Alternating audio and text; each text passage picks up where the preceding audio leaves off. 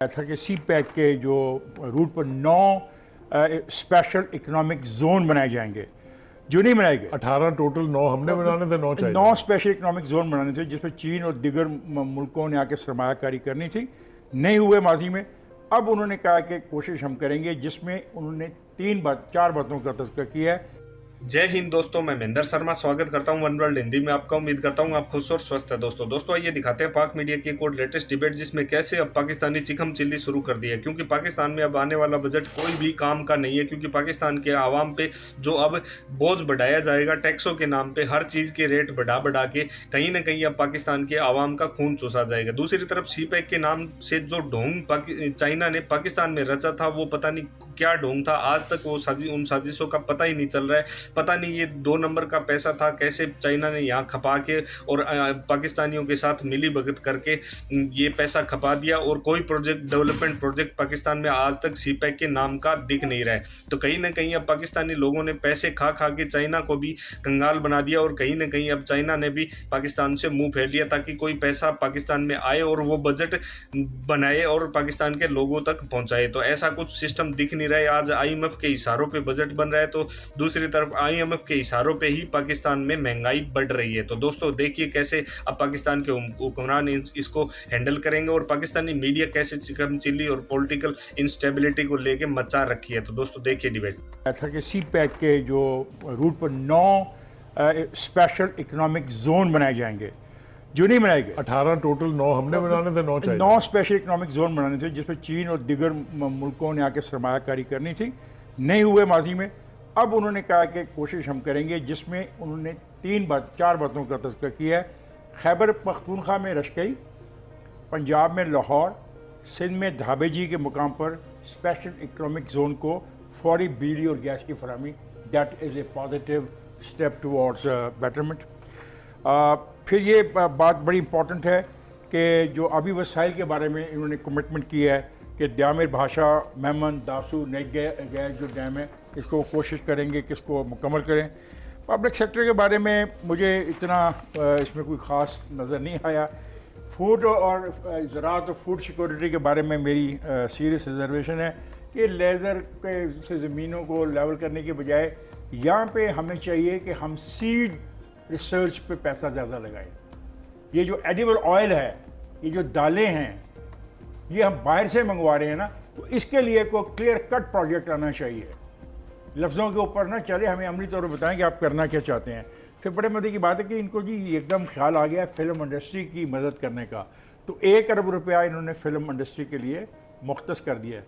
लेकिन मुझे अफसोस है एक बात पे, कहा गया जी कि जो लोग 200 यूनिट इस्तेमाल करते हैं, हम उनको सोलर का जो पैनल है वो ख़रीदने के लिए मदद करेंगे। मेरे भाइयों और दोस्तों, 200 यूनिट के लिए सोलर एनर्जी पर जो आप लोन देंगे वो क्या होगा? कुछ बात ऐसी किया करो जो काबिल अमल भी हो। अब ये लाखों लोग 200 यूनिट वाले धक्के खाते फिरेंगे, बैंकों के लोगों के पास जाते फिरेंगे कि जी हमें लोन दे दो, हमने सोलर एनर्जी इस्तेमाल करनी है। सोचो क्या करना चाहते हो। You are confuse on this issue. बाकी रही एक फ़िक्रा, इसके बाद it will go to mister Javed Iqbal, the man who really matters in this game plan. ये है कि जी मसला ये बुखारी साहब कि आप कहते हैं टैक्स लगाएंगे। मैं भी सरमायादारों का मुखालिफ हूँ। मैं उन लोगों का मुखालिफ हूँ जिनके पास खरबहा रुपया है और वो टैक्स लाखों में देते हैं, बाकी टैक्स का वो जवाब देने को भी तैयार नहीं है। वो अदालतों में चले जाते हैं और अदालतें फिर साल हर साल उनकी दरख्वास्तों पे फैसला नहीं करती। दूसरी बात है, हमारे वो तबकात जो पैसा कमाते हैं मंडियों में, जो आड़ती हैं, ये बात जो जावेद कल कह रहा था, वो फिर मेरे ख्याल में नाम बताएगा उनसे। लेकिन एक इम्पॉर्टेंट सवाल है, अगर हम सरमायादार को ज़्यादा टाइट करेंगे तो कहीं ऐसा तो नहीं होगा कि वो अपना सरमाया उन ममालिक में ले जाए जहाँ पर टैक्स की शरह कम है? इसमें भी ज़रा कुछ रोशनी डालें आप जो माहिरीन बैठे हैं। ये आपने बड़ी बात की है, यही मैं कह रहा था। आप ज़्यादा करेंगे तो ये फिर offshore companies like Panama, Guernsey, New Jersey, ये बरतानिया से सब ले गए थे जब टैक्सेशन बहुत हाई हुई थी, और ये इसीलिए सेफ हेवन्स उन्होंने बना दिए थे, और ये इनकी बात बिल्कुल सही है। इसी तरह फ्लाइट ऑफ कैपिटल भी आगे जाएगी, तो उस पर गौर करना है। लेकिन करें क्या फिर? What is to be done?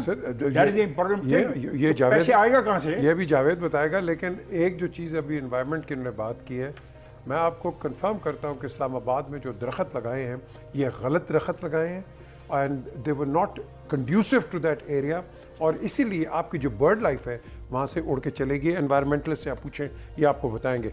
लेकिन बजट पे आप बताएं जी, ये जो डेफिसिट भी है, और ये जो मैंने इनसे सवाल किया था ज़रा ऊंचा था।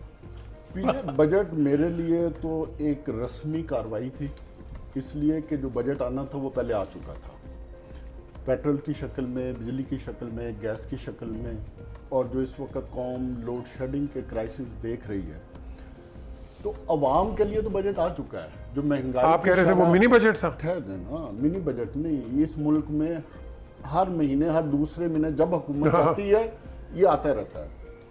महंगाई की शरह किधर है इस टाइम? ओवर 16%। हुकूमत कहती है, मैं अब बजट की बात करूंगा, बजट में जी हम 11.5% टारगेट कर रहे हैं।